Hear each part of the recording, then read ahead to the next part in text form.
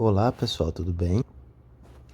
Hoje a gente vai estudar um pouquinho de história, lembrar da questão estudar um pouco sobre as primeiras cidades brasileiras, tá bom? Ver essa parte do início do estudo, início e sequência do estudo da, da questão das cidades no Brasil, tá bom? A criação das cidades, primeira vila e toda essa questão do aumento da população, como a gente tem na nossa cidade, tá bom? E pegar essa questão histórica a partir das primeiras cidades do Brasil e a questão do descobrimento do Brasil, tá certo? Dia 22 foi dia do descobrimento do Brasil, né?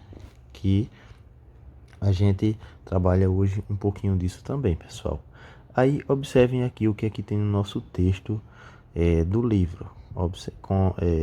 Assistam aqui, depois dê uma olhadinha mais com mais calma e com mais leitura no livro de vocês. Aí diz o texto aqui, ó.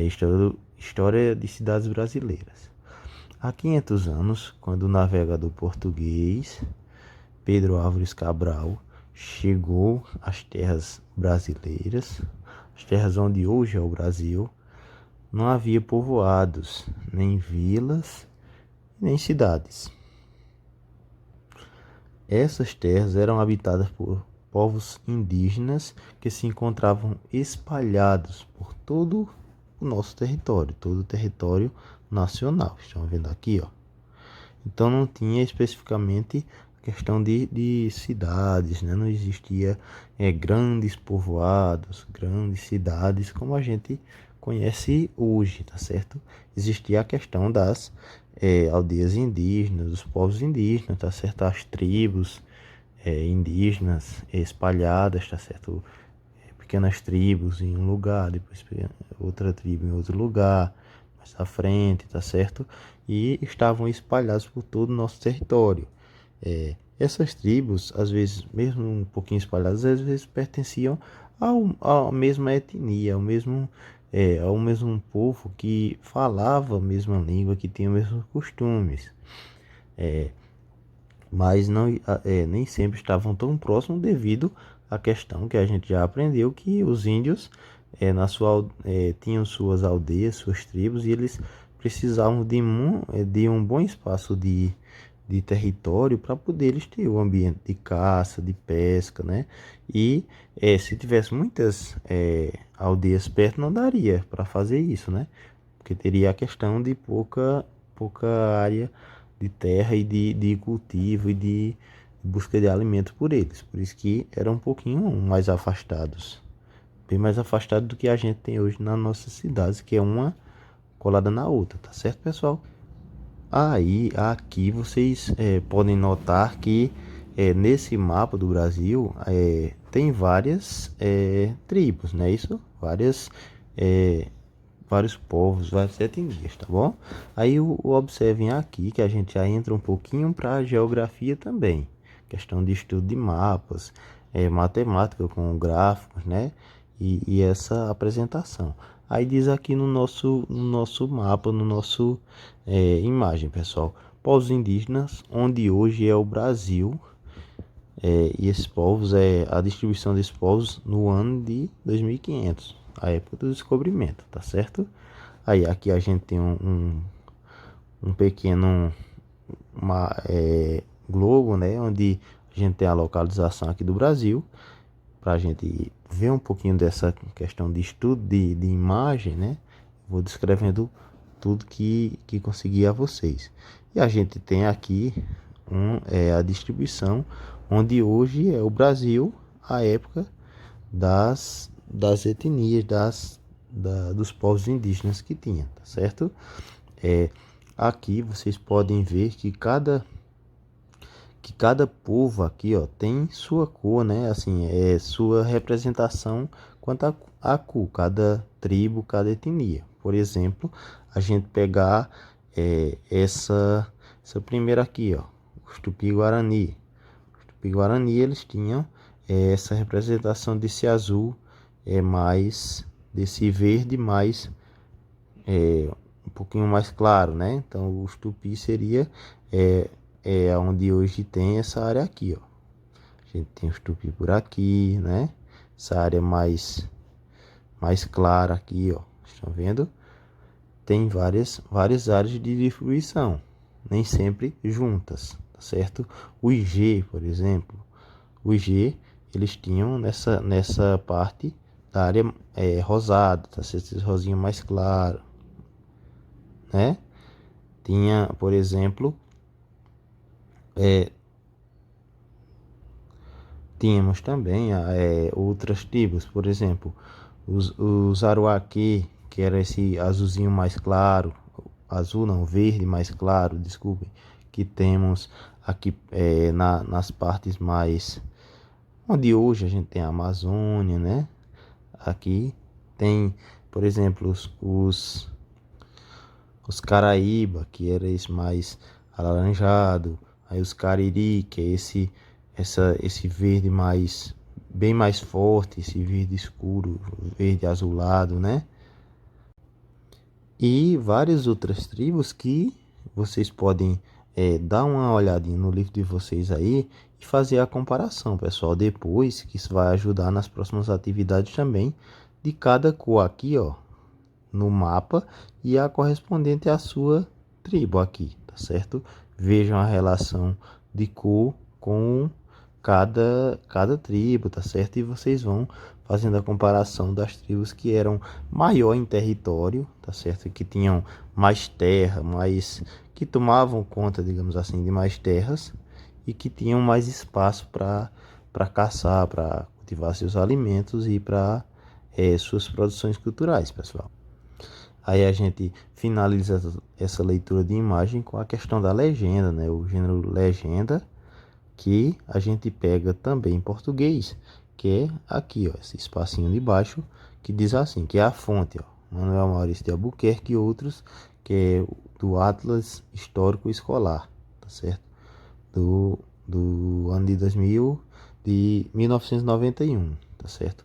É um mapa mais antigo, mas ele retrata, é um dos mapas que retratam mais fielmente essa questão da distribuição indígena, a época de 1500, tá? Quando da chegada dos portugueses, no descobrimento do Brasil, tá certo, pessoal? E que vai ajudar a gente a responder essa nossa primeira atividade sobre isso, que diz assim, ó, observando o mapa, o que pode se concluir sobre a distribuição dos povos indígenas nas terras onde hoje é o Brasil. Vocês vão, a partir dessa leitura do mapa, de tudo que eu já expliquei, do que vocês observarem mais, da nossa discussão nos grupos, a gente vai poder ver essa parte de vocês fazerem a observação e descobrir o que vocês entenderam, o que vocês concluíram sobre a distribuição dos povos indígenas no Brasil, a partir da leitura do texto e da leitura do mapa. Tá certo, pessoal?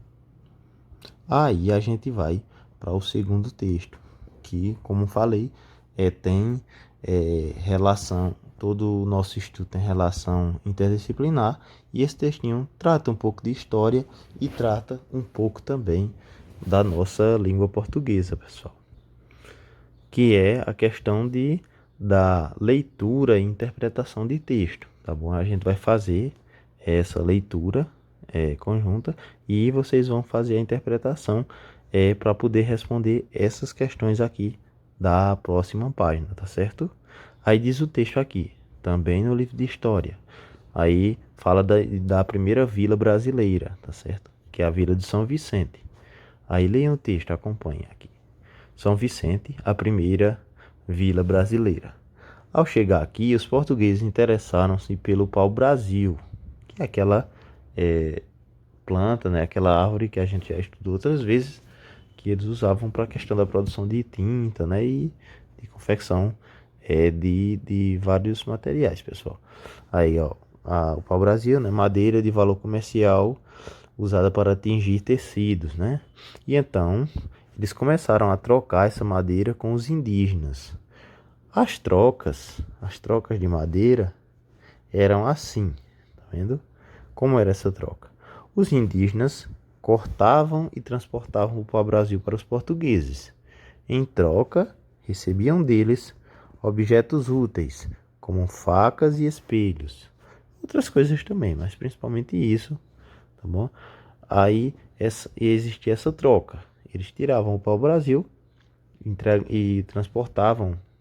O pau-brasil estava mais para dentro, digamos assim, do litoral, né? Os portugueses ficavam sempre nessa área aqui, a beira-mar, e os índios adentravam onde tinha mais pau-brasil, aqui mais para dentro do nosso território e faziam essa retirada do pau-brasil e depois carregavam e entregavam aos portugueses, recebendo facas, espelhos e outros objetos, pessoal. Ó, aí a sequência. Mas, na mesma época, os franceses também passaram a fazer comércio de pau-brasil com os indígenas no litoral brasileiro.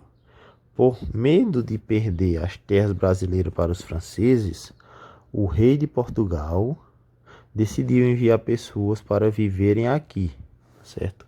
Porque, como os índios estavam vendendo, estavam trocando o pau-brasil, entregando também para os franceses, aí o rei de Portugal, com medo de perder a descoberta, entre aspas, digamos assim, do Brasil, ele mandou gente lá de Portugal para morar aqui, para fixar-se no Brasil, para poder ter essa questão de defesa do descobrimento, como já disse, do Brasil, tá certo? Aí em 1830, Martim Afonso de Souza veio para cá combater os franceses, a mando do rei de Portugal. Chegando aqui, formou um pequeno povoado, que meses depois foi elevado à vila de São Vicente, a primeira vila do Brasil, tá certo? Então fizeram o povoado com essas pessoas que vieram de Portugal e que depois o próprio Portugal reconheceu como vila, foi elevado de povoado à vila para dar mais condições aos povos que moravam ali. Mais tarde, a vila de São Vicente foi elevada à cidade, tá certo? De povoado foi transformada em vila e de vila a cidade. As primeiras vilas brasileiras foram fundadas no litoral. Perto, pelos portos ali construídos, saía o açúcar produzido no Brasil e chegavam os alimentos e roupas trazidos de Portugal. São Vicente foi a primeira vila, mas depois foi vindo mais gente de Portugal e formaram outras vilas, tá certo? Foi formada vila aqui em Pernambuco, foi formada vilas em outros lugares para poder facilitar essa questão, fixar essa questão do domínio português e também a questão de